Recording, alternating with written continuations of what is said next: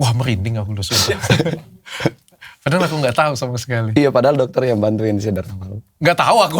Ya, tapi lewat Athena. Iya. Berkatnya dari situ. Manajemen sih, sudah jalan manajemen. Iya, dan waktu itu Athena kan viral juga di Manado. Jadi konten-konten bareng Athena banyak juga yang orang suka gitu. Kalau sudah jadi seperti sekarang, kamu pengen gak ngebantuin orang yang, ya kalau bantu kan mungkin lepas ya, Iya. satu kali kayak gitu ya. Iya. Impian kamu ke depan pengen bantuin seperti apa sih? Kalau aku pengennya banyak orang yang ikut jejak aku, tapi lebih ke aku pengen buat teman-teman yang kayak dari keluarga susah, jangan takut bermimpi aja.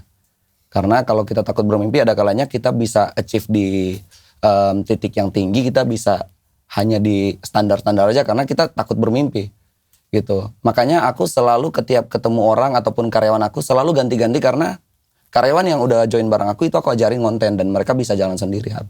Pas udah jalan sendiri mereka keluar, ganti lagi yang baru. Oh iya? Iya, ada yang udah 4 juta followers, ada yang udah 3 juta.